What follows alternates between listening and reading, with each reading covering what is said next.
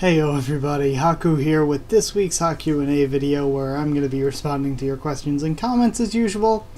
And before we get started, I want to talk about the issues with audio that I've had for around a week, I guess, where occasionally there will be this audio glitch or the audio will cut out or whatever. So I am probably going to need a new microphone. At least I hope it's the microphone that's the problem, because I don't even know what to do if it's the computer that's the problem. But I'm going to test it out and see if it is the microphone or the computer. If it's the microphone, I'll hopefully buy a new one within the next week or two. But until then, I'm probably going to have to try to keep my videos short, because for reviews and these kinds of videos and theories, discussions, things like that, I can just go through and edit out any parts where the audio messed up and re-record that particular what I was saying there.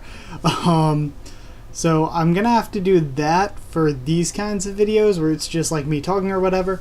But when it comes to live reactions, I can't really re-record that, so it might screw those for the next couple weeks. And the same thing goes for the Pokemon Black 2 Nuzlocke. I wanted to have 2 or 3 episodes of that up this weekend, but I may hold off this weekend altogether because I can't really re-record if something messes up there. So that would be really, really bad. So I think I'm just going to have to take it easy for the next week or two until I get a new one. I will try to keep doing like I usually do, a video or two a day. But I'm probably going to have to keep them shorter, maybe less of the discussions and stuff, and just stick to the scheduled reviews and stuff for each week, so that I'm not giving you any less, but some of the extra stuff I do videos on because I want to. I'll just have to hold off for a week or two until I get a new mic. So yeah. And hopefully it doesn't mess up any of my live reactions. I shouldn't have that many until I can get a new one. Hopefully I can get a new one sometime next week maybe. But yeah. So until then, if my videos are shorter, that's why. If I have less up than usual, that's why. If I do decide to put the Pokemon Black 2 Nuzlocke on hiatus for a week or two until I get a new one, that's why. But hopefully it won't be much of a problem. But I don't know, it's really unpredictable. So yeah, let's just get into, I guess that was all I had to say. Let's just get into the actual comments here. And we start off with Anime Watcher this week. I'm concerned that one of these days Androssi's feelings for Bomb is gonna land her in deep trouble with Sahard. But I wonder if the 10 families are gonna take Kaiser seriously when she'd probably say that a Sahard princess is breaking the rules. I would say that, I don't know if the 10 families even have that deeper relationship with Kaiser. I know Kaiser's from one of the 10 families, but I don't know if they have any sort of relationship. I kind of feel like they just stranded Kaiser at the Name Hunt station. But, yeah, I don't know. It will likely end up getting Androssi in some bit of trouble at some point in the future. But, it's all Androssi. It's Androssi's fault anyway for being so, all over Bomb. It's give him some room to breathe, Androssi. Rachel Reed Cochran. I really hated, talking about the Walking Dead Season 6 finale, I really hated this episode. Not only did it take one of the greatest comic moments in The Walking Dead and fucked it up because AMC wanted to get their ratings up, but it had horrible writing, atrocious pacing, and way too much focus on Morgan and Carol. I did like the acting from everyone but Melissa McBride, but even that couldn't save the episode. Honestly, I think the episode wasn't bad except for the ending. I think it was way too slowly paced. It didn't even need to be an hour and a half. And I agree that the Morgan and Carol stuff, there was a bit too much of it when, in all honesty, it wasn't that interesting. And it was almost a little predictable. The ending and outcome for the Morgan and Carol stuff was the only really good part of it. And, yeah, the ending is basically what destroys the episode. The pacing wasn't very good, but overall it wasn't a bad episode. There were a lot of things that were in fact pretty good. It's just the ending really ruins it. Gabriel Lancelot, did Bomb ever have a sex ed class? How does he know, or does he know what happens when a man and woman love each other very much? And then Anime Watcher, it pretty much answered this in the way I would answer it. It could be possible that Rachel gave him the broad definition, but didn't go into specifics on how it works. And yeah, Rachel taught him, guys. I want to see how many people that pisses off. Rachel taught him what happens when a man and woman love each other very much. Gabriel Lancelot also said, could Bomb be made into a Zahard prince? Now, for that, I guess it's technically possible, because, like, whatever Zahard does to make a chick into a Zahard princess, couldn't he do that to a guy and make it into a prince? And Zahard just hasn't because of whatever reason. So I think it's possible. I don't think it's likely that he'll make Bomb a prince, but I do think it's possible that he could make a dude into a prince. Tony Sansadam said on last week's HaQ&A, this is pretty much what I meant. About when I talked about a comment that he had made before. Anime Watcher, whether I talk about wanting Tower of God to be when I hear talk about wanting Tower of God to be an anime, it got me thinking as to what studio, voice actors, and soundtrack would be appropriate for the type of story that Tower of God tells. Honestly, for me, I love the setup of how Madhouse did the 2011 Hunter x Hunter anime. But something like that, like Hunter x Hunter is like a huge pre-existing franchise, so it'd probably be a bit much to ask for that for Tower of God, but Tower of God really is super popular and growing, so if it ever did get made into an anime, that's the kind of thing I would want for it. They could always go to make it even higher quality, but split it apart into seasons, sort of like the Magi anime and a lot of other anime.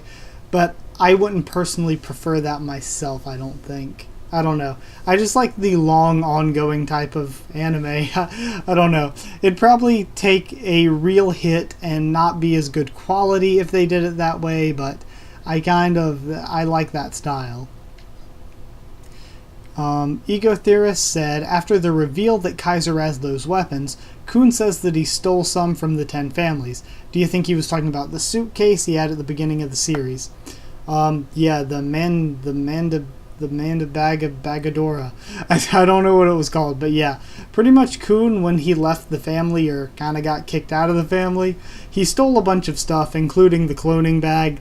And that was when he was like pretty much abandoned by the Kuhn family for what he did with the Maria Zahard incident, and he became a regular.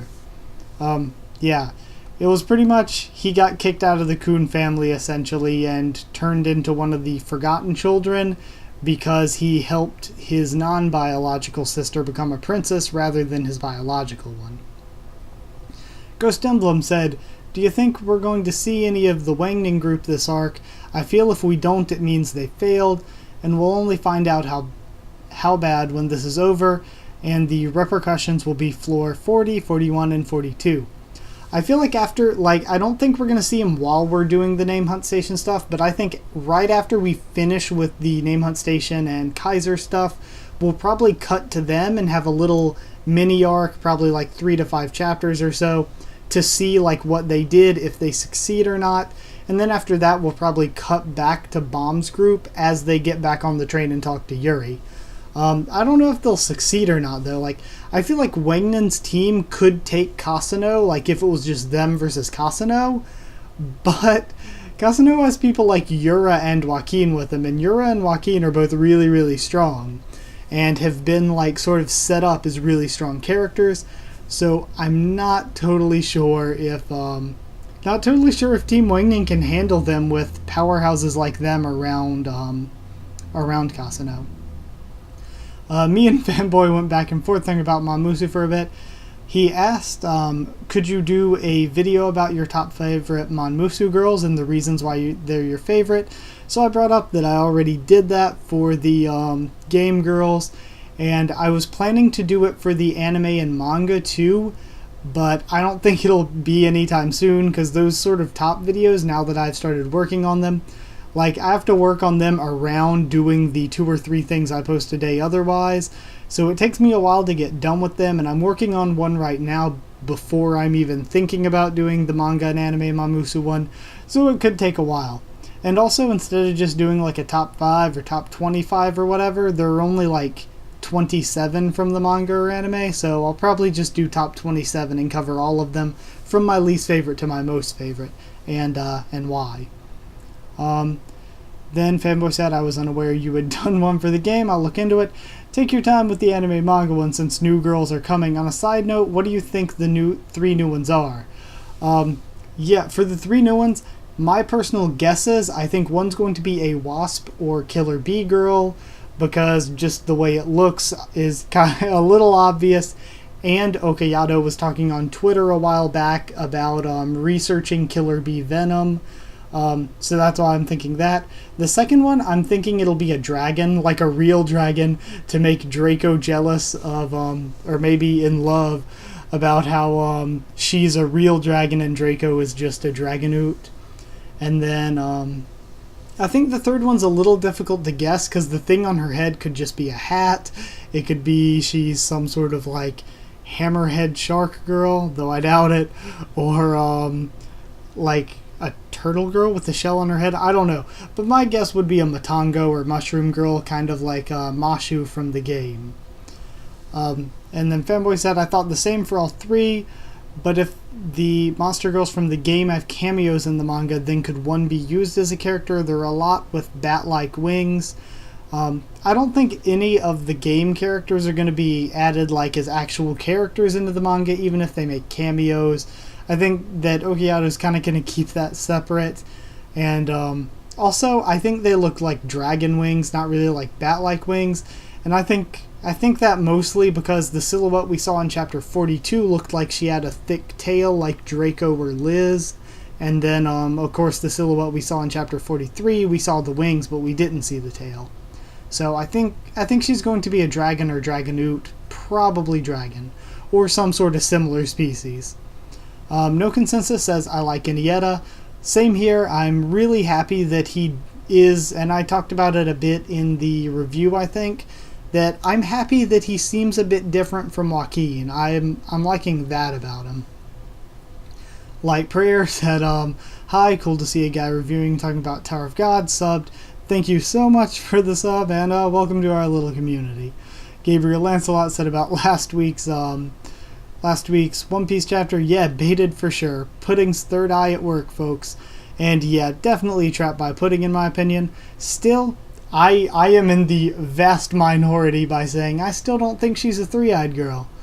Yodozuya, White Bear Beppo, said, Drampaw's my favorite new Pokemon out of the bunch. I love the typing, and I think it's the first of its kind, and it reminds me of Dunsparce, which I love, except in dragon form. And I can definitely see that. I love Dunsparce so much. And Drampaw is an okay design. I said it really grew on me. I definitely don't hate it, but I'm not really excited for it. Like, there are a couple I'm really excited for, like Salandit, which is a new one I'm going to be doing a video on this weekend. Iwanko, which, oh my god, I love Iwanko so much. And Vikavolt, just because Vikavolt's really awesome. Crimson Link said on my last Pokemon Nuzlocke video, awesome episode. Thank you a ton, once again. Gabriel Lancelot, I want Bomb to forget about Rachel already. Bomb for crying out loud, lol. And No Consensus, again, kind of answered in a way that I would answer, just explaining, kind of, where, like, they said Bomb has no closure. If you pay close attention when he confronted Rachel, he was about to ask why she pushed him back on the floor of tests. Rachel cuts him off before he could ask and ends up avoiding the question. He knows he's not as important as her dream, but he still has no idea why she pushed him back then. Rachel also avoided Kuhn's question about her and Bomb's past, which could mean she's purposefully evading to perhaps keep them following her. So yeah, I agree with that. I think that maybe she is trying to purposefully keep them following her, and if so, I'm really hoping there's no Itachi, she was the good guy all along kind of thing. I really, really hope it doesn't end up like that. Also, I think that, yeah, Bomb's chasing because, like, he has a past with her. She's the only person that he knew, and then she betrayed him, and he still has no idea why. She has still not explained why she betrayed him. So Bomb still has questions, and they're understandable questions, but I like that Rachel's not like his only goal. He has other things he wants to do now, like find out more about himself. He wants to help fight the corruption in the tower, so he has good other things going. Vikas Chakravarthi, Androssi needs Kaiser's name because to save Anak. Those twin princesses made a deal with Androssi that if she gets them Kaiser's name, they and their family will not harm Anak. Sorry, I'm reading terribly here. It's an interesting situation that both Bomb and Androssi need Kaiser's name for their own purposes. Let's see a civil war incoming. And then Dave D said, can't Bomb show the Kaiser's name to Yuri and return it to Androssi? And yeah, I really feel like they could find a way to work things out together. But I mean, at least the Civil War stuff does add an extra bit of excitement to the arc, so that's something there. So yeah, the excitement is just pretty much why I'm saying whatever, it's okay. I don't completely agree with it, but it's a bit understandable. Next up we have Mike Nems. I really hope they stick to the storyline of them competing. In the end, it'd be nice if everything resolved somehow, since I like both teams, but I don't want them to take some easy path out to avoid the teams actually fighting. Also, I forget if it's been stated how the names work yet. Do you get all the names of the people defeated by a boss, or just the boss's name? That could explain why they can't defeat Kaiser and share the names. That's just my personal take on how it works, and how I read it was if you defeat someone and get their name only, not all the names they've collected. For me, it hasn't been stated, of course, but the way I figure it is, I think you have to get all the names they have, because if not, then a person loses their name, comes back, defeats the person who took their name. They wouldn't be able to get their original name back, only that person's name. So that's why I think that they get all the names. Just that's my basic logic and my thought process with it. Either way though, I think the competition will be exciting, and I think in the end it'll work out so that they're allies on the same side again. I think it's just sort of they each need it for their own reasons, but they're not gonna really harm each other or anything for it, you know? He said, that's true. The only other thing I can think of is if Bomb defeats Kaiser and gives Androssi her name back, she'd technically be a slave to Bomb, which I'm sure she wouldn't mind, wink wink, but maybe that's what they're trying to avoid by having Androssi win herself.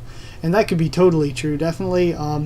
It feels to me, though, the way the plan is set up, they're just trying to destroy the entire slave pyramid system, and that's their plan to get rid of Kaiser, is to just destroy and cripple the whole system.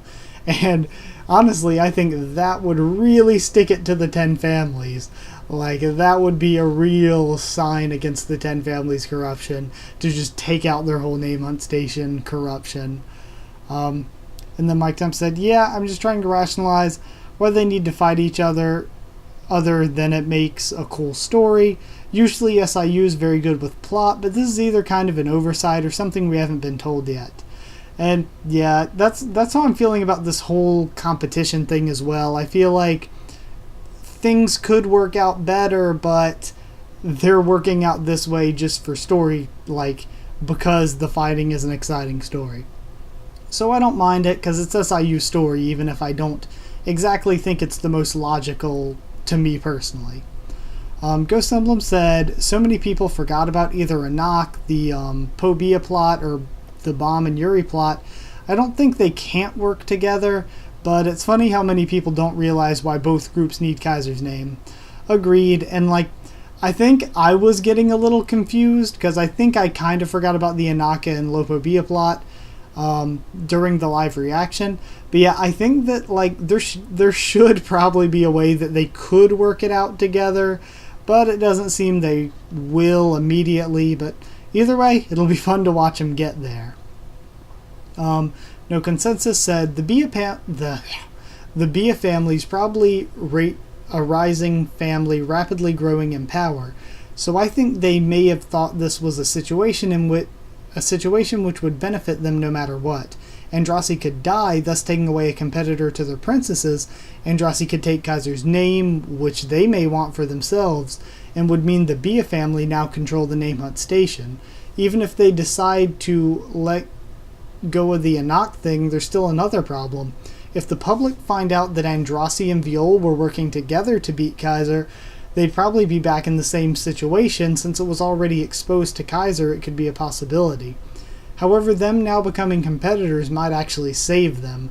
Though I think Bomb getting Kaiser's name is for the best, because I think the Bia family gaining more power would be bad news, and I hadn't thought of it that way at all. I hadn't really seen anybody else say they thought of it that way, and that's really cool how it could really be a setup. Lilial and Chilial could really just have ulterior motives where they win either way. Kaiser beats Androssi, they win. Androssi beats Kaiser, they also kind of win, especially if she teams up with Viol. So this could actually be sort of an ulterior motive plot that could get them fighting against each other, but in the end they'll probably team up to face off against the Bia twins.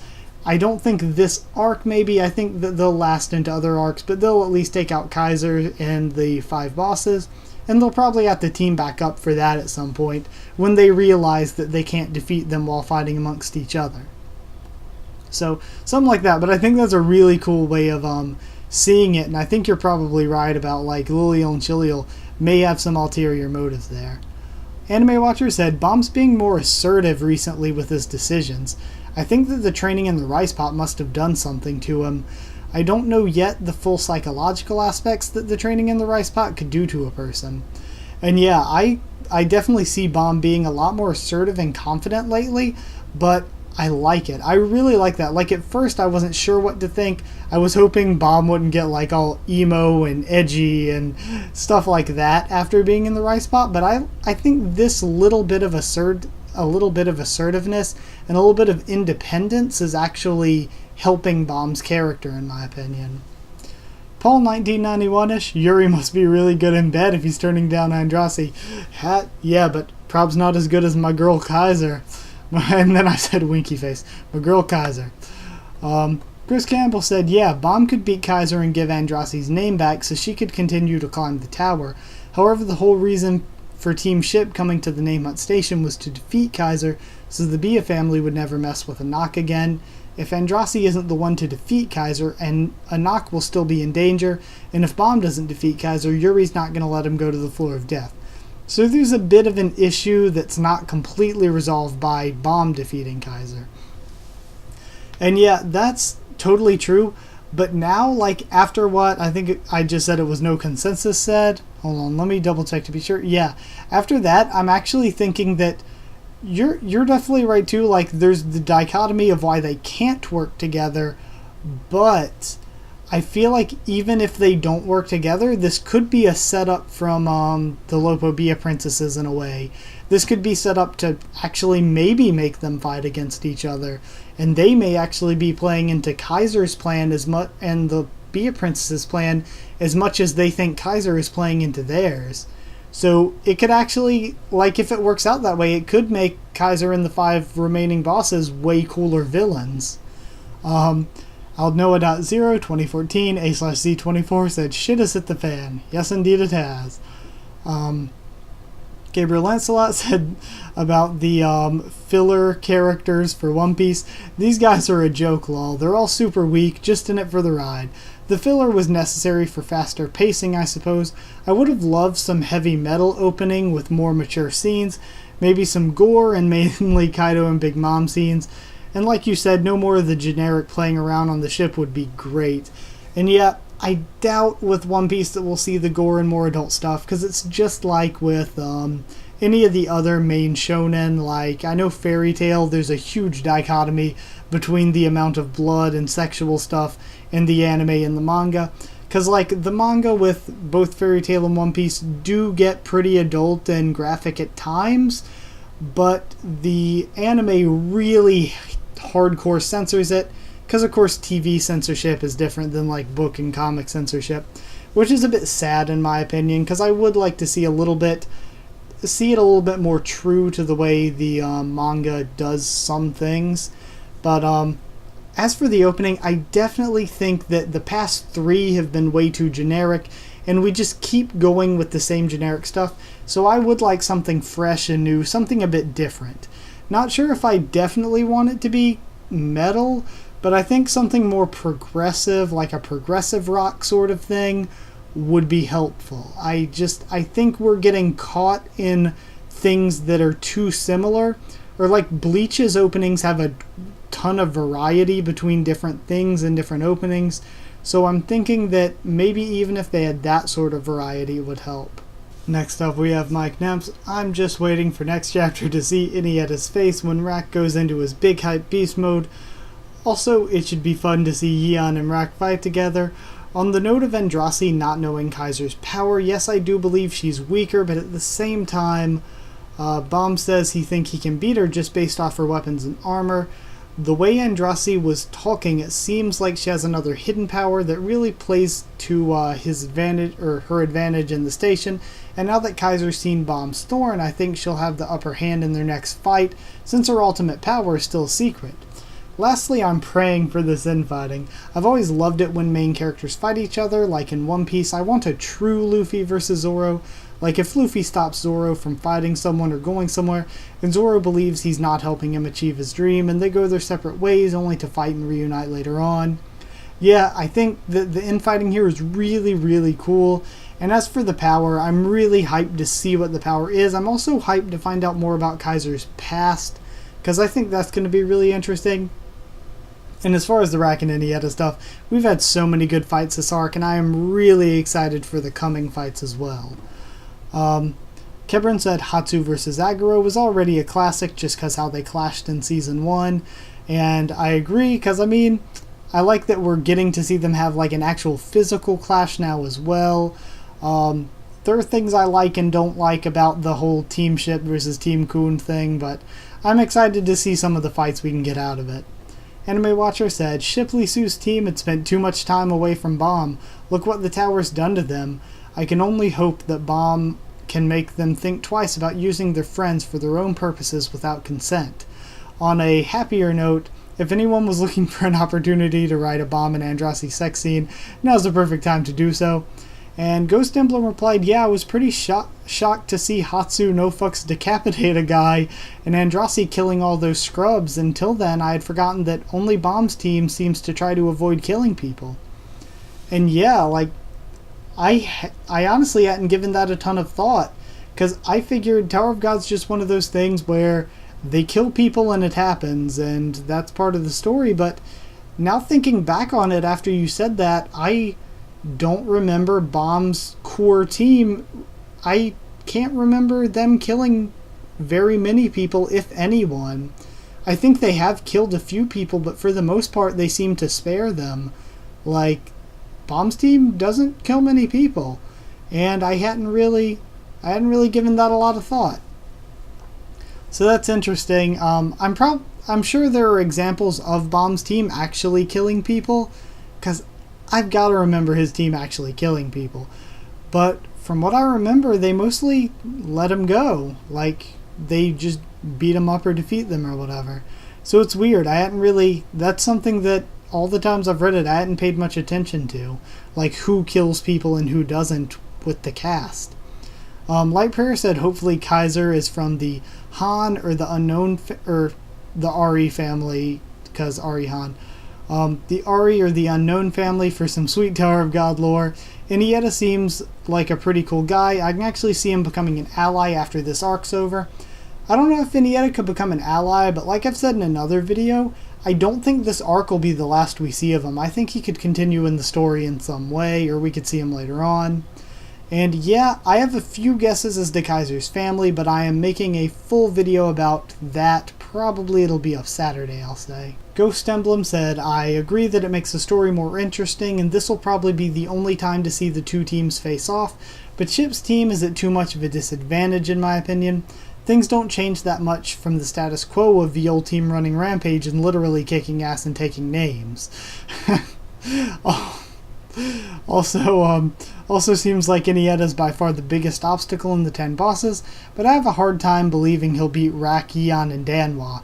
I'm expecting some epic victories to show the current cast strength, and yeah, I think the fights this arc between the teams and the bosses are going to be amazing. Like, I'm really looking to the fights.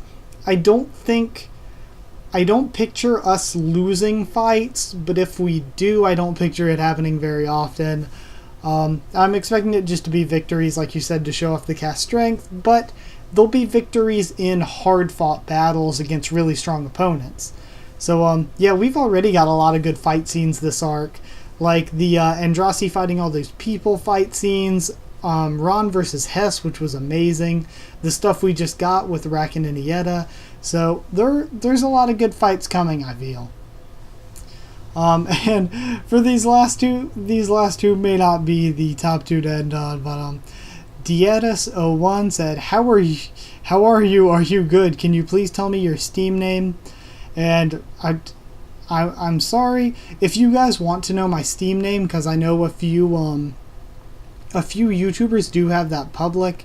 So if you want to know it, I guess everybody, if you want to, just leave comments, and I guess if people are interested, I will make it public. But until then, I checked to see if Dieris01, because they seemed familiar, to see if they had like been around for a while or something, but I couldn't find that they were subscribed to me whatsoever. So just somebody showing up and asking for my Steam name on my most recent video. I don't know, that does sound a little bit suspect, so just forgive my hesitation, but if people want to know, I will make the Steam name public so we could add each other or whatever.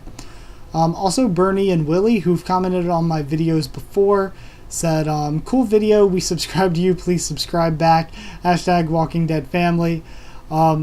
They actually do reactions to the Walking Dead TV show and a couple other things, so sorry, I'm not going to subscribe back because I don't believe in the whole sub for sub thing, and I'm not going to have like channels in my sub box that like I don't really watch or anything, so sorry for that. But like I've already done, I'll kind of shout you out here and say like that's what they do on their channel. If you're interested in that, go check them out.